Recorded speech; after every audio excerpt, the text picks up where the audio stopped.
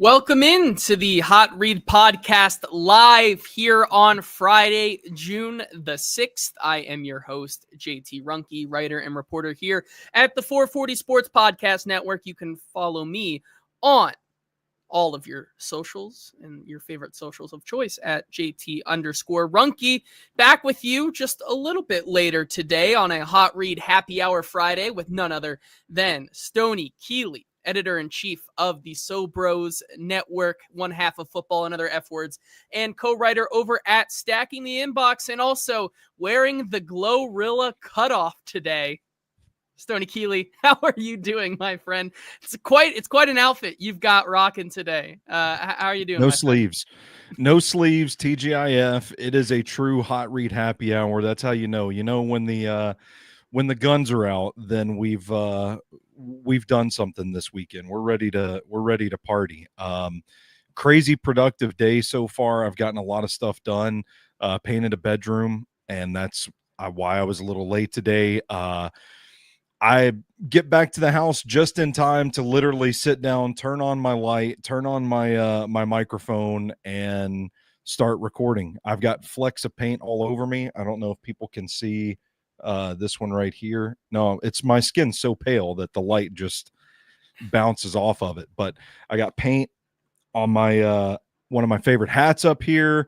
I'm a hot mess, but I made time for the drink to properly celebrate happy hour, and the vibes are high, JT.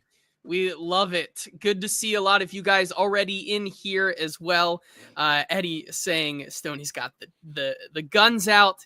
Let's get the red wine and the Titans takes flowing. Good to be with all of you here today on the Hot Read Podcast, presented by none other than ML Rose Craft Beer and Burgers, 7 locations across the greater Nashville area. More on them later. And of course, we cannot start a Hot Read Happy Hour without thanking our other sponsor, Sinkers Beverages, 4-time Best of Nashville Liquor Store of the Year. More on them later as well.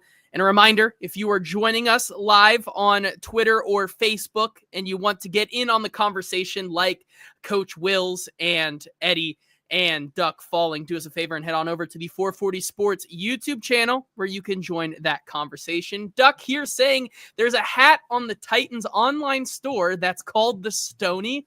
It's a beautiful gray hat, and I saw this as I was setting up the stream, and I decided to go over and look at the store.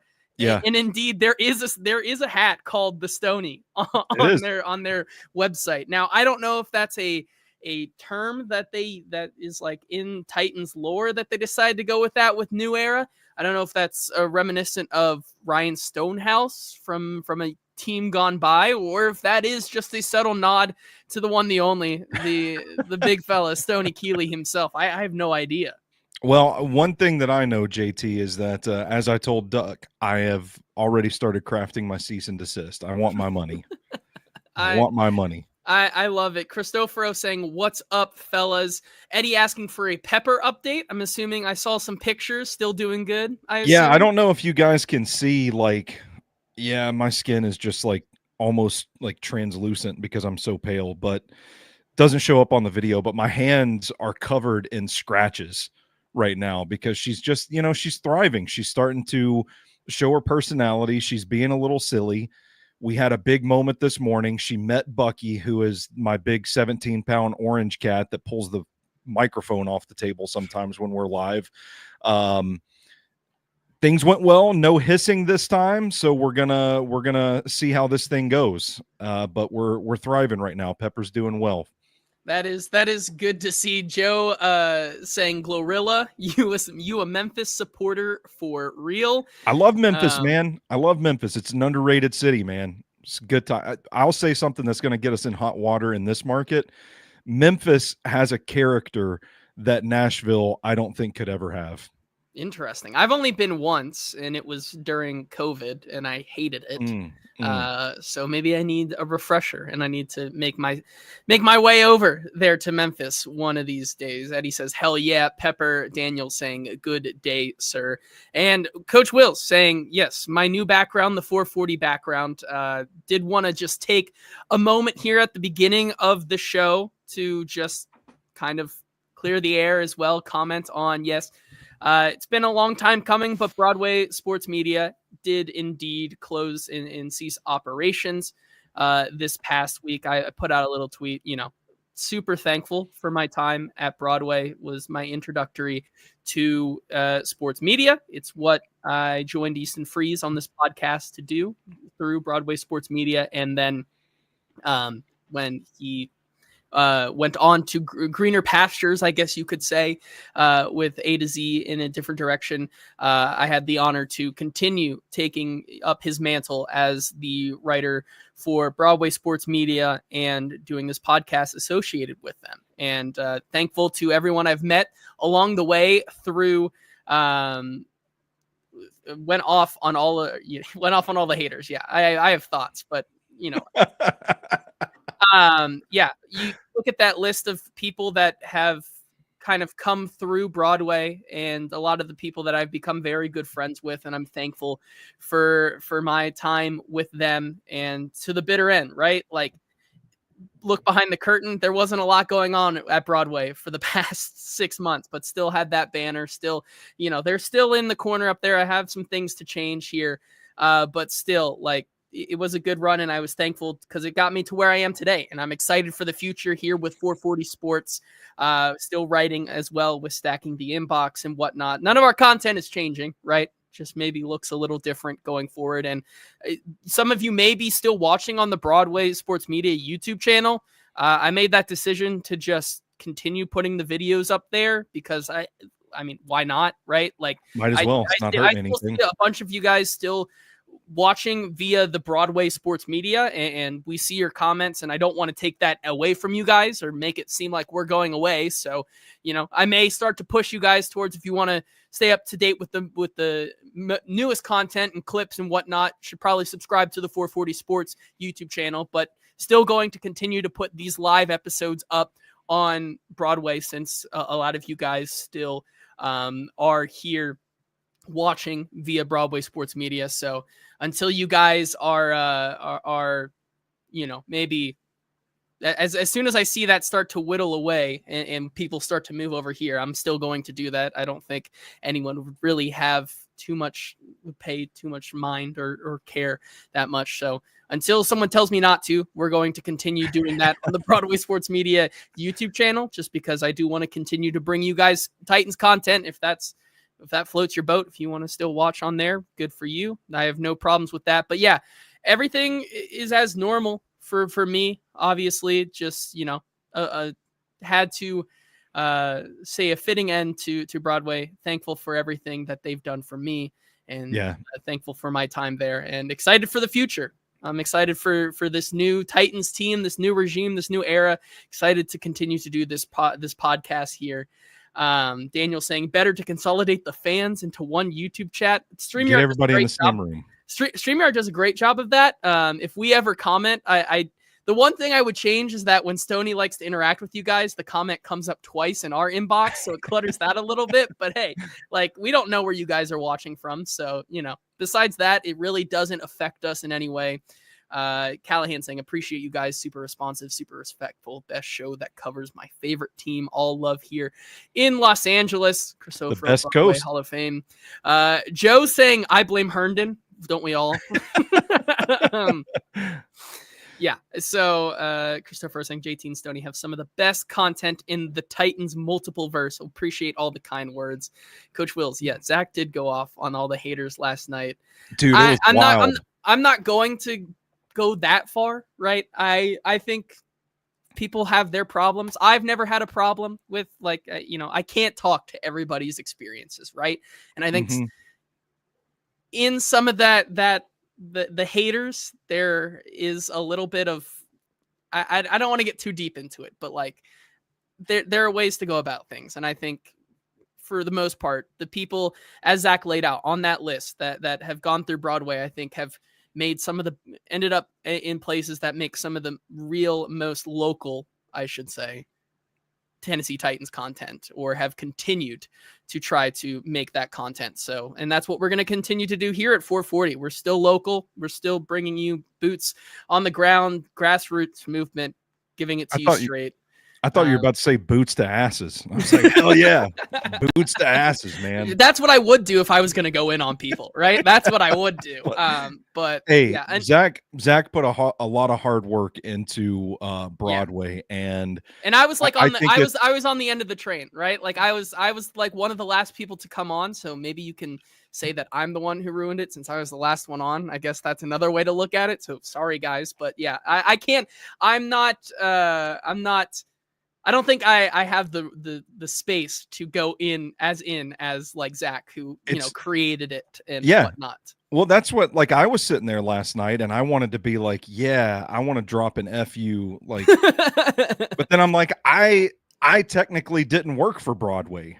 And it's like, I keep getting all these texts and these DMs this week asking about Broadway. And I don't think people realize that I technically never worked for Broadway. I was just always in the chat, watching the shows, reading the articles, engaging with a lot of the Broadway roster, and developed relationships with a lot of those guys over the course of the years. But what it meant to me was community, understanding that these were people here that really loved Nashville sports. And when you're a fan of sports in this city, you kind of have to accept and put up with the fact that the national people aren't going to cover your team worth a damn. And like what Graver retweeted the article from somebody today that's like banking on Calvin Ridley and Traylon Burks being the top weapons for this Titans offense. It's like these people are so out of touch. So with Broadway, you got hyper-focused local sports coverage from people that genuinely care about the team and were funny, entertaining people that every time I tuned into a show, like I felt like I was part of a community. Like it was just me and my friends sitting around the bar, having a few beers, talking ball, that sort of thing. So I always had a great affinity for the team at Broadway Sports, and seeing the outpouring of support this week. And like I said, like people that are messaging me, asking me what's going on, that I didn't even work for Broadway. I think it speaks to the legacy that it has in this market. And I think it speaks to how much that brand really meant to a lot of people that care about Nashville sports. Yeah, and I think that's as well as you could say it. But that local coverage, that niche coverage that we're going to give you to the finest minute detail is still happening here, as Eddie says. Still the bad boys of the 440 network, and proud of this community, the Hot Read community that has stayed together and continues to thrive. Joe saying, I found y'all because I was searching for Malik Willis content in 2022. There we go. We were doing that as well, and we'll continue to do things like that with a lot of these more niche players and prospects here with the Titans. But yeah, that's clear, really all I have to say about Broadway. To be clear, though, JT, haters in general, any of our haters, any of the ops, can kiss my butthole. There you go. That's a great way to say it. I agree.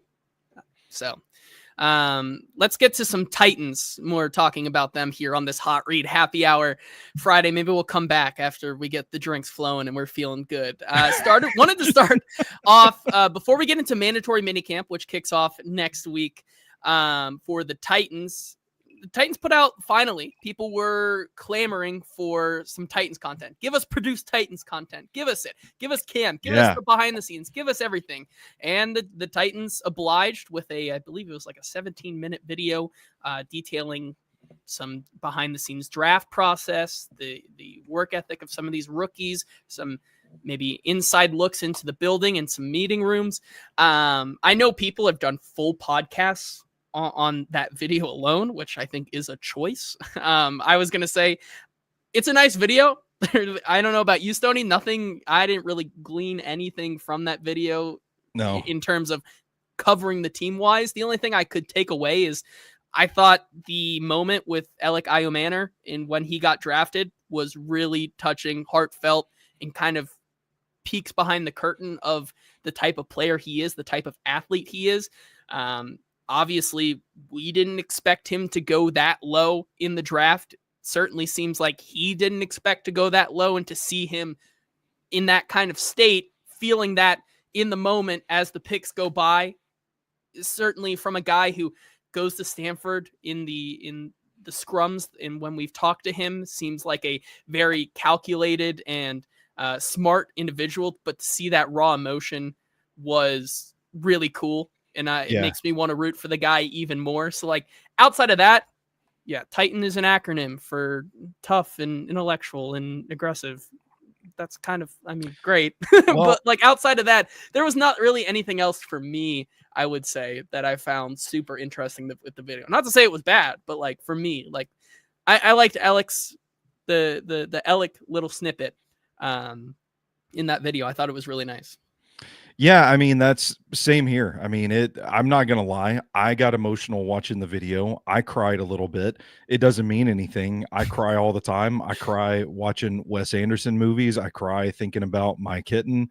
I cry like if I go have a really good pizza on a Friday night and I'm just feeling like I'm in a good mood, a single tear might roll down my cheek. So it doesn't mean anything. I will say there was one point where Brian Callahan approaches Cam Ward and starts like coaching him up, and like the volume just goes down on the video. And I'm like, that's what we want to hear. I want to hear like how Cam Ward is being coached in this situation. But the Titan said, that ain't going to happen.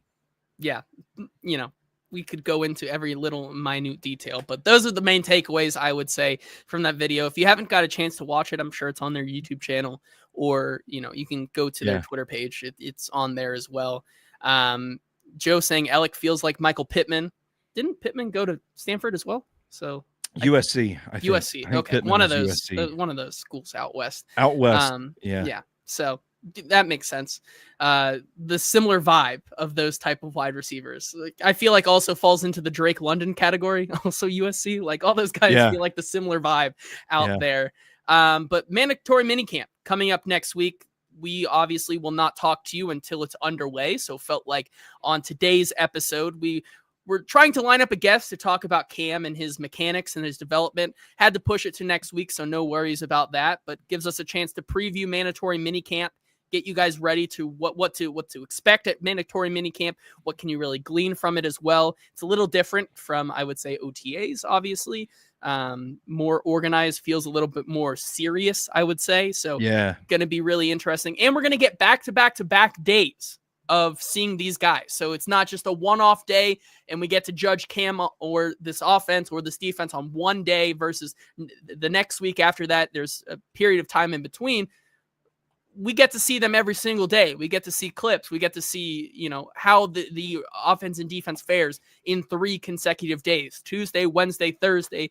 I will be out there at practice talking to Brian Callahan, seeing how this team fares on any given day, and also talking to the players and seeing from their perspective. So I think that's really one of the biggest differences, right? And that's where I want to start off. Mandatory minicamp, obviously, same type of thing, no pads.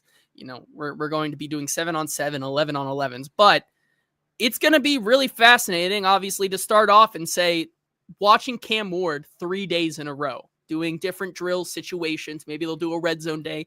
Maybe they'll do a, you know, operations type day, and then maybe they'll do another third down day. But seeing that back to back to back is going to be fascinating to me, because I'm in this boat here in terms of when we talk about who has the most to prove at mandatory minicamp. I don't think Cam has a lot to prove, because I think it would still behoove this team to see him maybe struggle a little bit. Like not like sure. I think I still want to see those up and down days, and seeing these practices back to back to back. I want to see the ups and downs and how he combats that. Obviously, we've talked a lot and heard a lot about how Cam, you know, takes teaching, and on that next rep, he fixes the problem. I want to see how a day of practice the next day, like I want to see how he responds to a whole day of practice. I think that's one of the most fascinating things to me. Yeah, absolutely. JT, is this the last stop before training camp? Yes. The mandatory minicamp. So we're about to enter the dry spell after this. I do think this is where you start to see the intensity ratchet up a little bit. And to your point about Cam, it is kind of, you know, the next step in the trajectory of this thing, getting him ready for training camp. It feels like so far we've seen a lot of I don't want to say like the fundamental stuff, but it kind of feels like the narrative anyway so far has been, let's get these guys acclimated with each other. Let's get these guys acclimated with the offense, get those sort of feeling out processes out of the way. Mandatory minicamp, it's a level up in intensity. And it feels like this is where we're going to start introducing some concepts where we're playing ball at this point. Yeah, I agree with you there. I'm very excited to see that and how that progresses for this new team, because obviously last year it was kind of disappointing because we come back and we keep harping on this. It was because Will Levis certainly did not have any good days on the 3 days. Yeah. And that was because they were still tweaking with the mechanics and whatnot. Like, I think we're going to be able to see this offense go through ups and downs together on these 3 days next week, instead of just seeing Will Levis go through ups and downs like we did last year. And I think that's one of the biggest things, that this offense and this coaching staff is ahead of schedule of where they were last year. And I think we can start to see some of those major improvements this time around. In terms of other rookies and what they have to prove, I think it's really the same thing for all of them, UDFA or not, right? Still keep working at it. Like, I think there's more intrigue for mandatory minicamp from a veteran perspective. Certainly, Coach Wills has the big question here with Jeffrey Simmons. A lot of other guys, like, I think there's a lot more to prove for some of these veterans this time around than rookies. Like, I don't know if you disagree there, Stony, but to me, you can really say the same thing about all of them. Femi, Gunnar Helm, Alec, Chimray DK. Like, continue working, continue learning the offense, and really, I don't think there's anything you can really judge these young guys and these rookies on until we get to training camp, right? Because this is all still part of the install, all still part of the learning process, like we talked about on Tuesday, for it to be put together and actually, you know, your decisions and your actions matter come training camp. That's when the roster cuts become real, and that's when they become present and they weigh on you. And that's what we're all gearing up for. Yeah, and I think it's interesting to kind of zoom out a little bit and look at this thing big picture wise. This organization said Rand Carthon did not acquire enough good players that we like to remain in his job. So they fired him. This offseason, we've talked about it quite a bit, has felt a lot like a culture shift for the Titans. They're getting a different kind of player. They want guys that just love ball, not just love ball, but love practicing, playing from, you know, Monday through Friday, running the drills, that sort of thing. So now you take a look back at the veterans that are still here from the previous regime. I do think there's an evaluation process for those guys that come in to say, hey, do you belong here too? Like, the onus is not just on the rookies to come in and change the culture, but which veterans are going to be a part of this as well, I think is a big question that we haven't really talked about a whole lot. But like, who still belongs here and who is going to make themselves a part of the team's future plans? Yeah, absolutely. Coach Will says it's a prove it summer, and this team now has a lot of love the process guys. And Cristoforo saying this year's got a whole different vibe, like the mindset shifted and the energy is playing a new tune. Agree. Very elegant way of putting it. But yeah, you bring up guys who want to practice, and I didn't tweet about it or anything, but I did see that today as well, Chimray DK signed his rookie deal.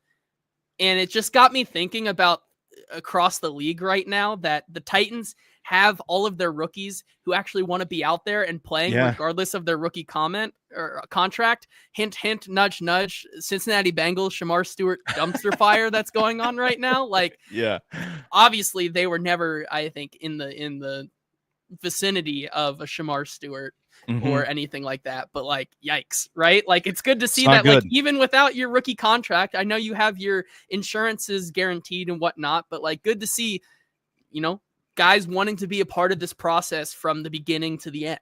For sure. Absolutely. That's something that, you know, like the chat is talking about. It's like, this is the type of guy, this is the archetype of player that they want. And it is a ground up sort of build where they are having to kind of strip it down and at a base level, that's the trait that they want to build around. So it's a stark contrast. I agree. And it has led to higher vibes for sure. Yeah, and Daniel here says the common denominator between these rookies is top tier traits and high football IQ, character, and work ethic. Coach Will says, we'll get to the Jeffrey Simmons here. It's a major year for him, and it's important how it kind of comes into that process. Daniel saying, since he is the laughing stock right now of the league, I can't disagree. It's a bad look, especially for your guy, for your first round pick. Does he have over his career 4.5 sacks, or did he only have 4.5 sacks last year? Like, I think, I can't remember. That was a big talking point coming up to the draft. I can't remember off the top of my head. I know if you counted almost sacks, the man would have been as productive as anybody in the class, but almost doesn't count. Shrike says last year's vibe was 6 to 9 wins and fail. This year's vibe is 4 to 6 wins, and maybe you keep your coaching staff at 6. I think, it's totally different. It's a totally different outlook. Daniel's saying it's a 1.5 sacks per year. So this guy had 4.5 sacks over his total career, which I think is really, really funny. Let's get to the veterans now and who has the most to prove at mandatory minicamp. And I know you guys have already started putting it in the chat here, but Jeffrey Simmons, I think, has the most to prove at mandatory minicamp in the sense that he needs to prove that it was nothing more than the voluntary part of voluntary OTAs, right? Like, that will be the biggest talking point on Tuesday if Jeffrey Simmons is not at least confirmed in the building by Brian Callahan. That we talked to him at 10. Keep your get your notifications ready at 10 a.m. because that will be the first question on Tuesday that comes out of anybody's mouth. 10 a.m. when we meet with Brian Callahan. It'll be, is Jeffrey Simmons here? And you'll know your answer within 30 seconds of us talking to him there. So once again, prove that it was nothing more than the voluntary word involuntary OTAs. And if it isn't, that becomes a whole nother bad storm of narratives that I think honestly put a damper on what we've talked about so far and what this team is trying to prove. And so I don't want to speculate on it until it actually happens, right? I think that's pointless things to be talking about. This guy maybe wants a new contract or he's not bought in. I think it's not, it's not a productive conversation until it actually happens, even though, right? People in the comments, Joe is a very big proponent of trading this guy.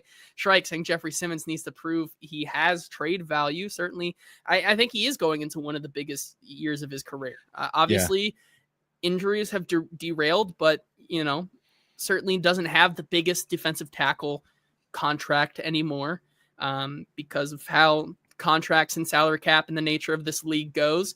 But I think he is an integral piece still of this team, and it'll be really, really interesting to see what happens on Tuesday. Just simply if he's there or not. Well, I would say I think he needs to prove that he's still an integral piece of this team. I think that's fair. Yeah, I think that is fair. Obviously, if he's not, you start to talk about what the trades are. But I mean, integral or not, like, from a leadership perspective, like I think I'm talking just from a on paper roster depth chart perspective. Like, Jeffrey Simmons and T'Vondre Sweat looks infinitely better than T'Vondre Sweat and Sebastian Joseph Day, or T'Vondre Sweat and Keandre Coburn, right? Like, as much of a productive player Sebastian Joseph Day was last year, like, that is a big difference. And so it's going to be interesting on Tuesday. Everybody's going to be holding their breath to see if Jeffrey Simmons is there. I was going to ask if you guys are going to like bum rush the podium to, I don't think you can say bum rush anymore. My bad. If you guys were going to rush the podium to ask Brian Callahan who was going to get the first question, who was going to get the first crack at it. If I had to guess who it's going to be, I would probably say Paul Koharski of 440 Sports Network, because that is such a Paul thing to do. Paul, a Jeffrey Simmons question posed by Paul to Brian Callahan just feels so right. I'm not going to dark horse. I'm not going to rule out John Glennon as the question there. He's Okay. sneaky the way he puts in questions. So it'll be really interesting. Honestly, if you want the real answer, I think, Brian Callahan does that State of the Union address type of thing at the beginning of each press conference or when he meets with the media. I wouldn't be surprised if Callahan just says who's there, who's not. He talks about who's injured or who won't be out there that day. So it makes sense for him just to get it out of the way. Coach Wills says, does Callahan say it before anyone asks the question, or does he wait? I don't know. Maybe he wants a little drama on a Tuesday morning. We'll have to see. So yeah, it'll be very, very interesting. Can't wait. Eddie says, PK is frothing at the mouth to stir it up. I couldn't disagree more. Callahan, still waiting for the Luke Musgrave trade since Kraft exploded last season for Green Bay. I applaud your dedication to wanting to make that happen. And we're going to talk about tight ends here just in a second. But other veterans who have a lot to prove at mandatory minicamp along the same lines of being present. Maybe this is just me and this is maybe a silly one, but I'd like to see, even though they were supposedly there and working through things, I'd like to see signs of life from Tyler Lockett, Kevin Zeitler, for sure. Other guys. Kevin Zeitler starting to work with obviously mandatory minicamp once again, different than voluntary OTAs. I would like to think that you want to have those guys out there with the rest of the team during mandatory minicamp. Kevin Zeitler working and mixing in with these guys would be nice to see. Tyler Lockett, though, specifically, we've talked a lot about how important establishing that connection with Calvin Ridley and Cam has been. I'd offer that Tyler Lockett, who's been like a quarterback's best friend in Seattle for quite a while, has been good at moving those chains, getting the dirty yards, being a heads-up type of player, could benefit just as much from getting as many reps with Cam as possible. But also, I don't know if it actually is the case. I don't think we followed up on this, but friend of the show, Easton Freeze, said that he maybe had a hamstring thing going on. Obviously, he also just had the kid. So if he's injured, I think that also starts to bring in more questions about Tyler Lockett, because I know he brought up a take, which I don't necessarily agree with, but in the pecking order of veteran receivers on this team right now, he would go with Calvin Ridley 1, Van Jefferson 2, and Tyler Lockett 3, simply because we haven't seen him. And I do think it's not the end of the world if Tyler Lockett if they do confirm that Tyler Lockett has an injury and he's been trying to nurse that back, even though he is one of those players who they brought in because he is durable. But I do think it's not nothing. I'd like to see him out there getting to work with Cam Ward and the rest of the quarterbacks. Yeah, and for what it's worth, man, I know it sounds absurd, but from what I've heard from multiple people, yourself included, that have been out there, Van Jefferson has been a surprise. He's looked really, really good. He's looked good, and it's crickets as far as Tyler Lockett goes. Yeah. So I think, and there's a difference. There's a difference in age. I think Tyler Lockett, is 32 now, around there. Van Jefferson, I believe, is 28. So difference of that cliff, right, in terms of the expectations for how they practice and whatnot, I would say. But yeah, I mean, Van Jefferson, he looks the part. He practices as hard as any of the other wide receivers out there right now.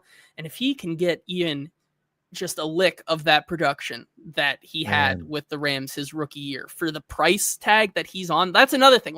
Once again, just to not harp on this conversation, but I think this coaching staff loves themselves some Van Jefferson, and at that price point, there is no reason for them to cut him at all whatsoever. Yeah. And Daniel says it, I think, the best here in the most realistic way. Lockett has nothing to prove. Jefferson has everything to prove, I think is fair based on their career path so far. So it's going to be interesting. I would just like to see them out there, right? Yeah. Rejoining their teammates, because I think that's very important. Coach Wills here says, how is Burks out here running? I do think that's also they were saying he's not participating in a lot, yet he's out there with the rest of them doing a lot of the drills. It's pretty impressive for him to come back. It's crazy. Although I will offer up, from when that ACL was reported versus when it actually happened, I think Oh, is that's a right. different timeline. Like, I think we have to remember that ACL injury happened about like a month before like we ever actually got it confirmed. So like, I don't think it's crazy to see him out there doing what he's doing based on his timeline. L'Jarius Sneed, another guy I'd like to see have a pulse out there, right? Man. Like, those are the type of like, guys who were big. They were big parts of, or they have been big parts of this team. So like, I don't know. It's gonna be interesting. Oh, you meant Sneed? Yes, I see. Okay. Sneed has been out since week 4. So why isn't he out here? Yeah, no, I think that's absolutely a fair point. And the thing is, man, like if Sneed can't go, that's bad because I mean, Daryl Baker Jr. I thought played admirable football, given how and why he had to come into the season and play. I think he's a good depth piece. I think he's a great backup guy that, like we say about quarterbacks, can come in and help you win a game. Like I think that's good. I think the expectations change a little bit when you have to be the guy. And if Sneed, if something wonky is going on where he can't play, it drastically changes the dynamic in the cornerback room because they don't have a lot of depth there. And they might have a lot of bodies. We've talked about that on this show before. There's a lot of young guys in the building that are going to be scratching and clawing to make this roster and prove that they can play in the NFL. But let's be real, man. There is the potential falls off a cliff if L'Jarius Sneed is out. So, yeah, definitely want to see him out there. At least out there. Like, even if it isn't like him in practice, but like just out there with the rest of the guys. Because we've seen signs of life from Lloyd Cushenberry, of all people, as well, out there. So, like, to see him out there would be nice. Final guy that I guess group that I do want to say has the most to prove at mandatory minicamp right now. I'm just going to say a whole position group. I'm going to say tight ends not named Gunnar Helm have a lot to prove at mandatory minicamp right now, I would say, because you look at that depth chart right now, and I think it's really interesting because Gunnar Helm, obviously, I think is a lock to make this team based on where they drafted him. Mm-hmm. I think the next guy that is a lock, I think Chig Okonkwo is a lock based on his versatility. And then you get to those 3 guys, Josh Wiley, DMR, David Martin Robinson, and Thomas Odukoya are 3 guys who I think are they're holding on they're very close to falling off. They're barely holding on. And listen, we didn't talk about this on Tuesday, but DMR had a couple drops in practice. Thomas Odukoya looks so slow to the point where it's like this guy, I mean, obviously he was a glorified offensive lineman for them last year in certain points, but like Thomas Odukoya, not looking like a threat to me right now to take anybody's jobs. Like, Shrike does bring up 5 tight ends on the active roster season 2. I think is not going to be the case this time around. Like I think they carry 3 maximum. Mm-hmm. And it's going to be basically, I think, Josh Wiley versus the other 2. Like, Coach Will's bringing up no Wiley highlights all spring so far. Eddie asking, is Helm been the best tight end so far? I wouldn't say he's been the best. I think Chig has still been the best so far. However, Gunnar Helm has pretty much, even since, a guy who has not been around an NFL team or practicing like that ever, and this is his first time, looks as good as Wiley and the rest of them, which I think is an indictment on the other guys, not Gunnar Helm. I was going to ask you about David Martin Robinson because it seems like he's the only guy that's popped up in highlights, these like viral minicamp clips where Cam's throwing him the ball. And I was going to ask if there was any juice to him this summer so far that maybe he could surprise and maybe surpass Josh Wiley on the depth chart. I'm with you. I think Gunnar Helm and Chig are locks to be your top 2 tight ends. And I think if And Chig played some good ball down the stretch, and that's kind of been the story of his career. I think how they tap into that earlier in the season is a critical question, a critical issue they've got to figure out. I won't be surprised if Gunnar Helm wins that job and is the team's top tight end.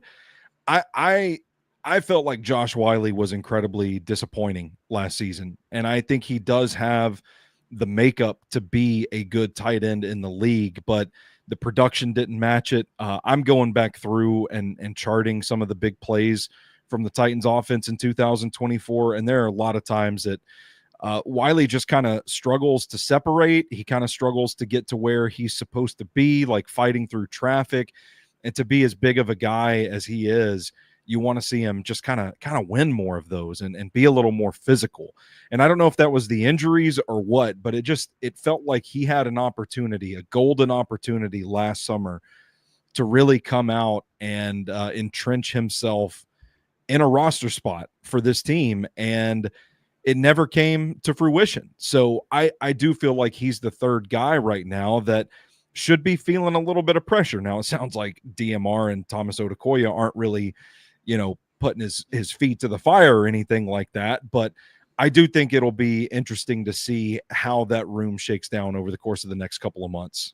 Yeah, I agree. And we'll get to your comments here in a second, but not before. We thank our presenting sponsor, ML Rose Craft Beer and Burgers, locations all over the greater Nashville area, including Capitol View, Franklin, Gallatin, Melrose 8th Avenue, Mount Juliet, Sylvan Park, and another location coming soon to Inglewood near East Nashville. ML Rose simply has the best selection of craft beers and burgers in town. Over 25 beers on tap. They are sure to have something that you like from both local and national distilleries, along with a menu that is just too good it's too good for Nashville, I would have to say. From the starters like the pretzel bites and Nashville hot cheese curds, all the way through their menu to their craft burgers, where they have a rotating burger of the month.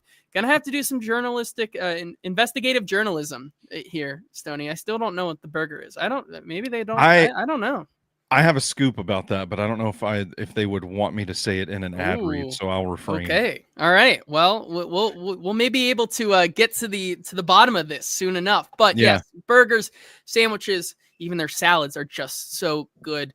There's always a reason to go to your nearest ML Rose, whether you're out watching whatever that ridiculous NBA game was last night, where the Pacers come back at the end, or the Stanley Cup Finals, college baseball World Series, date night, going before a Nashville SC game or a Nashville Sounds game. There's always a reason to check out your local ML Rose. We thank them for being our presenting sponsor, as well as Sinkers Beverages, who sponsors the show, a 4-time Best of Nashville Liquor Store of the Year, for good reason. They simply have the best selection of beer, wine, and spirits in town. And when you go over there and check out their massive selection, got to sign up for the In Crowd, which has special benefits, allocations, and tastings that you can only know about when you sign up for the In Crowd. Can also search up Sinkers on Uber Eats, and they deliver the booze to you. They drive so you can drink.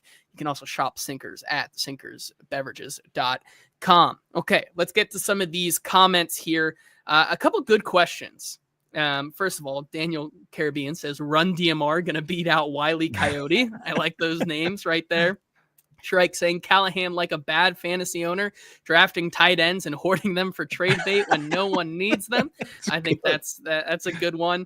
Daniel also saying Thomas Odukoya going to play for Netherlands Olympic flag football team. And I would honestly rather have him play center than an outside receiver, if I'm being honest, based on what I saw. Let's see what else we have here. Coach Will's saying 25 Chig just sounds different. Jake saying, who has a better chance at the 53 right now, DMR or Oliver? Ooh, I say it's pretty even. I might get the nod to DMR, if I'm being honest. Like, does DMR play special teams? I can't remember. So. I think he was. I think he was out there, but I can't remember for sure. So it is, I think, a toss-up right now between them, but I maybe give the edge to DMR based on the different rooms right now.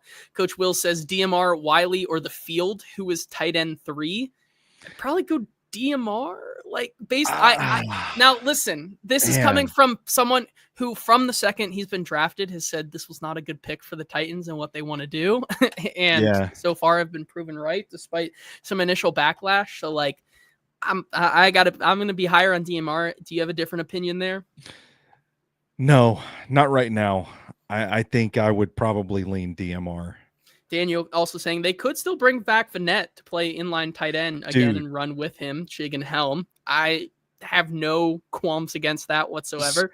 So I thought Vanette was a very, very productive piece for them based on where they got him last year. I charted a play last night, and I'm going to write about this for Stacking the Inbox, I think, where they flipped. It was like a jumbo package look, and they flipped NPF over to not left tackle. JC Latham was still at left tackle, but they put NPF outside of JC Latham, like the tight end would be. And then they put Nick Vanette next to Dylan Radins. And when they run the play, it's just like straight up pass pro. Like they just put Nick Vanette at right tackle, and he just takes on, I think it was against the Jets. He's just taking on the Jets edge rusher one-on-one. I'm like, they trust this dude to go out there and block. Like more than NPF apparently on some more than NPF. It was so funny. They're like, let's move NPF to the other side of the formation. We're just going to put Nick Vanette at right tackle. And I thought, this is so like, you can't obviously do this for like 80 plays a game, but the fact that they just said, we're going to, screw it. Let's put Nick Vanette at right tackle and let him block the Jets edge rusher one-on-one. It was like, damn, why did they let this guy go? That's a pretty useful tight end in today's NFL. Yeah. And Jake says, I know we hear the Pitts rumor mill, but Michael Mayer with Cam. Hey, maybe Ince Callahan is onto something.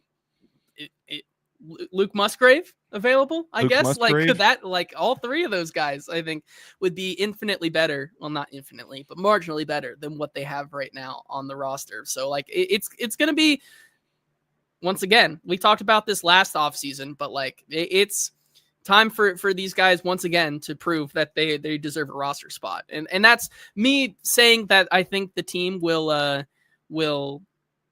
go with 3. But like, I wouldn't be surprised if they keep 4, which is a good segue into the final part of today's show, where I just wanted to look at what the roster looks like right now.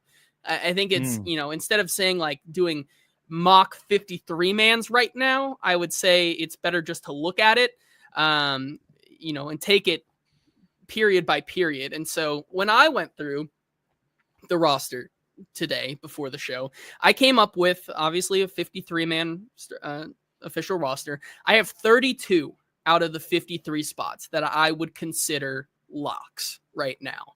Okay. So my locks would be Tyler Lockett, Calvin Ridley, Van Jefferson, Alec Ayamaner, and Chimray Dike as the wide receivers right now. I think that's fair to call them locks as of right now. Okay. In terms of the offensive linemen, I have Dan Moore, Peter Skoronski, Lloyd Cushenberry, Kevin Zeitler, J.C. Latham. I have Jackson Slater as a lock. And then right now I have Corey Levin as a lock as well, because they need a center right now based on Lloyd Cushenberry. Yeah. So actually, no, that's 33. I forgot to count him. So 33 locks. Corey Levin almost got left out there. But like that, I think right now, Jalen Duncan, John Ojukwu, Blake Hance, like Andrew Rupchitz, like I'm not going to call any of those guys locks, even though some of them will make the team. I think there's a long way to go with pads before we call any of those guys locks. So that's what I have for the offensive line.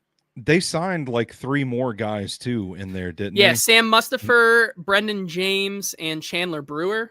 And none of those guys, I think you're right to not include. Or Oli Samika Udo as well from New Orleans. So I don't think any of those guys deserve to be locks right now, nor Brandon Crenshaw Dixon, the UDFA. Tight ends, we just talked about them. Chigakonkwo and Gunnar Helm, I think, are the 2 locks there. And that kind of rounds out the offensive line. Yeah, I would agree. And then you get to quarterbacks. I would say Cam Ward, obviously, is a lock. if Will Levis is still on this team, he's a lock and he's the backup. I didn't put Tim Boyle or Brandon Allen as a lock because I do think like if you want to just run with 2 quarterbacks, I think you can. And the best of the remaining 3 is Will Levis. And I think if they choose to change, like keep one backup, I think it's Will Levis. How spicy is that going to be if Will Levis, clearly QB2 here, and Brandon Allen and Tim Boyle continue to look as bad as they have so far? Ooh, what does it do to your confidence level in the position overall if they do end up shipping Will Levis off and now they have to go to a Brandon Allen or a Tim Boyle? Or do you think there's the possibility that the backup quarterback might not necessarily be on this roster at this point? I would go with the latter. I would say right now, if they ship Will Levis off, the backup quarterback is somewhere else in the league right now. I would agree. Running backs right now. As locks, I have Tony Pollard and Tyjae Spears. I think those are the only 2 locks. I think Kalel Mullins, Julius Chestnut, and Ty Davis Price are going to be competing for either spot 3 or 4, but I think 3. So that's the offense. Those are the only guys that I have right now as locks on the offensive side of the ball. I would agree with those. I don't think I left out anybody too controversial, I would say. No, I think I'm spot for spot right there with you on those. Yeah. Joe says we need a terrible backup like Cincy did in 2020. Guess who that wasn't that backup Brandon Allen? Like I think it was Brandon Allen. That's kind of what I was thinking. It's like, oh, I need to look that up. Daniel just bring up that like Borgonzi and the Chiefs always ran with 3 to 4 quarterbacks, which I think is not nothing for sure. Yeah. And they continue to do that. Eddie says, what if Will Levis is the best quarterback in training camp? These are the real questions. Okay. Yeah. And then Cristoforo saying Mullings will be bulldozing his way through the entire AFC South. No breaks. Jake saying, how dare you leave out our Lord and Savior, Xavier Restrepo. Ken is saying the Xavier, guys, he's not a lock on June 6th. Sorry. I'm not going to do it. I probably won't. He will not be a lock for me personally, no matter what he does. He won't be a lock for me until cut down day when he makes the team. That is the end of the discussion for me, in my opinion. Yeah. I'm just gonna be realistic about it. I think that's where I stand on Xavier Restrepo. I'm warming up to Restrepo because of the minicamp highlights and the OTAs, but we've got to put it in the proper context. I'm going from no shot to make the roster to maybe he could make a push if they decide to keep 7 wide receivers. Yeah, I would agree there. So on the defensive side of the ball here, when it comes to the D line, I have Sebastian Joseph Day, Tavondre Sweat, and Jeffrey Simmons as locks. James Lynch, Keandre Coburn, Carlos Watkins. I think there's a lot of guys like Cam Horsley, Isaiah Rakes, Devontae O'Malley who could surprise people. And I was about to say, I feel like they want one of these young undrafted guys to really rise up and push for that 4th spot. Yeah. Or maybe the 5th. I can't remember. Keandre Coburn. I think they were higher. I think he played more snaps than James Lynch. I can't recall off the top of my head. I think they'll probably end up keeping 5, but like as of right now, like the locks are those 3, and then like there's open competition there for sure. I would say. And that's the point I was trying to get at. And then you get to the edge rusher group, which now I would say the locks are Draymond Jones, Arden Key, Femi Oladejo, and can you call Lorenzo Carter? I didn't call Lorenzo Carter a lock. I had 3 locks. So, I had Oladejo, Draymond Jones, and Arden Key right now as locks. So I haven't watched any Lorenzo Carter tape, and I can't remember if Zach actually said this on the air or not, but he went back a week or 2 ago and just put on some Lorenzo Carter tape and came away like, man, this guy's actually not that bad. Like he had a lot of almost sacks. And I think, if he converts a few of those, we're kind of flipping the conversation about Lorenzo Carter. So I'm not saying that Zach expects Lorenzo Carter to make the roster, but I just thought it was an interesting discussion because we've tended to look at his stats and his box score production and been like, oh, this guy's not it. Like he's just a camp body. But I don't know, like maybe there is something to that there. And you look at the depth, and I don't know like how many guys they have that are really going to threaten for the back end of that rotation. I would still put Jalen Harrell because I think you need 4 guys, and I think he would be the 4th guy. I think I would still put Jalen Harrell in there, but I don't know, man. It's not the best spot for them to be in at that position. So for me, I have 3. So, and maybe a 4th is in contention, either Carter or Jalen Harrell. I think there's still competition. And as Eddie says, edge is one of the positions. Feels like they're shopping the waiver wire, at least are going to look at cut down day, maybe to bring in a guy. Cristoforo says tough look on paper. Daniel saying Carter with a 47.3 pass rush grade, nearly dead last. I think that's up there with, I forget the tackle's name, Isaiah Prince last year, who had like a 2.3 PFF grade in the Super Bowl when they brought him in. That's up there for an all-timer, but not a great look on paper right now. So you're hoping that gets better, but those are the locks, like guys who are going to be on this team, I would say right now. And then you move to the interior linebacker position. Cody Barton, Cedric Gray, and James Williams are my locks right now. I debated putting Otis Reese on there, but we haven't heard a lot of him. I know that is always the case, but there's going to be a lot of competition in this room for special teamer spots on the linebacking position with the guys they brought in: Amari Burney, Curtis Jacobs, David Gabenda, the UDFA, Otis Reese. They're all going to be fighting for a spot, and I don't think any of these guys are currently like locks to make the team. The only reason why I would put James Williams and Cedric Gray right now as locks, and with Kenneth here saying how close are they, it's because they are treating those guys as the 2 competing for the second linebacker spot right now, right? Like I think you have to call them locks because those are the 2 who are really competing right now for that other spot on the field. I don't know, man. I think I might just go Cody Barton and call it a day. The linebacker spot as a lock. Okay. Yeah, I know they're talking glowingly about Cedric Gray and James Williams right now, but it's still one of those situations where you gotta prove it when the pads come on kind of deals. And I know that one of them will likely be the second linebacker in this defense, but I don't know which one of them it will be. And because of that, and because of all the bodies they have, and I do think there's some intrigue there. I do think there's some upside with the linebacking core that they have. I just don't know right now, as we sit here on June 6th, I don't know which of these guys comes out of this rotation and takes it. I think that's absolutely fair. Jake saying beauty is in the eye of the beholder, and right now our edge room looks like Sloth from the Goonies.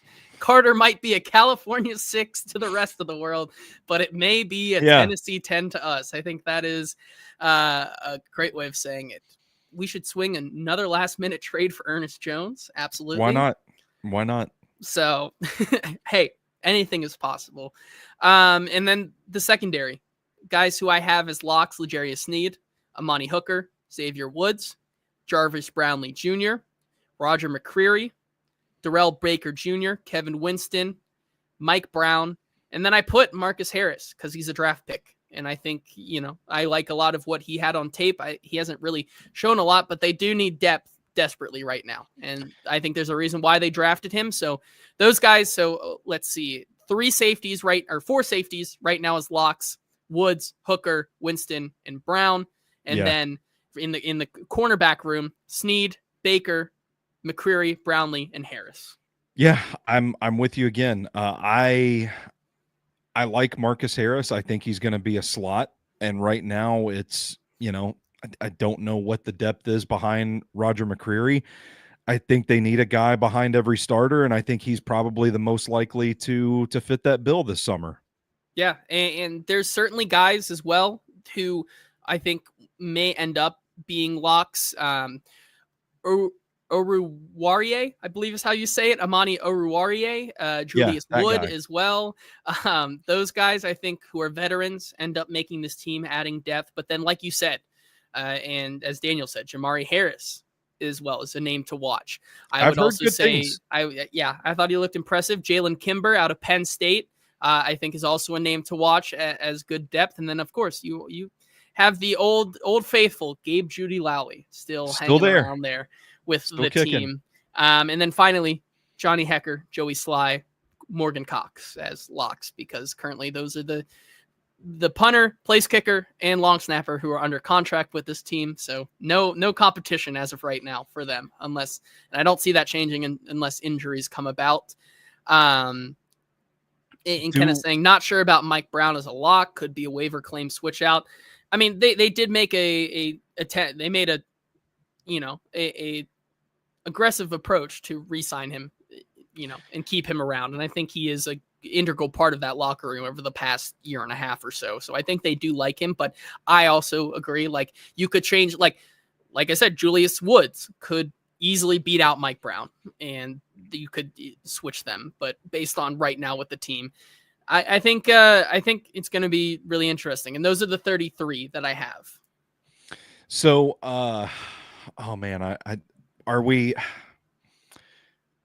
how are we approaching the punt returner and kick returner? Is that just going to be a receiver? As of right now, I have it as DK. I have him. DK. I believe he probably is the leader in the clubhouse right now. If you just look at it, like, I'm not calling Mason Kinsey a lock. I still stand on my stance that Xavier Restrepo is not a lock. I think out of the wide receivers, I said, like, I think DK has that versatility.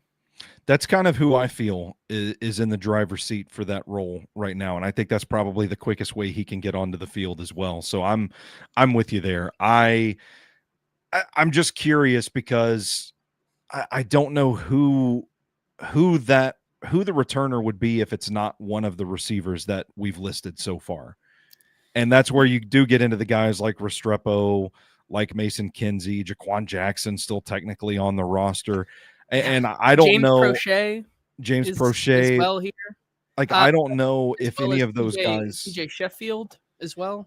Yeah. So do those guys offer enough to really command a separate spot just for the return job? And I certainly wouldn't feel comfortable enough to bet any of them as locks. I'm kind of with you. I think DK fills that role. And with those 33, like, once again, it gets into the conversation of how many wide receivers can you really realistically keep, right? Like, I only mentioned 6 offensive tackles. You normally, or I guess 7 offensive tackles. You normally keep 10 to 11. So there's spots there. Another tight end's going to make the roster. Another wide receiver is going to make the roster. Another running back's going to make the roster. Gets you already up into the right around 40, and that's not even talking about the defense. So it's going to be interesting, and once again, just brings back the point that, like, these wide receivers outside of those 5 that I named are going to have to prove something on special teams, or prove that they can contribute in other areas than just playing receiver to this team to be on it. And I think that's where the conversation picks up once again in mandatory minicamp, and it certainly is going to be a focal point in training camp. Yeah, very well. And here we are. We are. Over an hour for a show that we didn't have a single note for. Exactly, right? Besides me going through and just looking at the roster on our lads and saying, I think he's a roster lock. Besides that, good to see you guys in the chat here today. Once again, talking Titans during this happy hour. Great to have you guys on here. One more thing. Just wanted to point this out. A couple of guys that I want to see more of this week. I want to see the Harrises. Like, obviously on the day one, it's probably going to be a lot of like, let's watch more Cam. Ooh, those types of things. Right. But like, as you get into the later days of those practices on day 2 and day 3, like, I do think it's important to start looking at some of the other positions than just the quarterback. And so I'm going to be taking a really close look at the Harrises, Marcus and Jamari, Jalen Kimber, these other corners, and how they're faring so far in 7-on-7s in terms of recognition. Are they getting beat on routes? Are they not understanding their assignments? I think is really, really important. And then Cedric Gray, James Williams. I want to start watching them in coverage a lot more as well. Up front, a lot of these UDFA guys. Daniel saying really want to see the OT battle. Coach That's Will where I'm says at we too, need yeah. takeaways.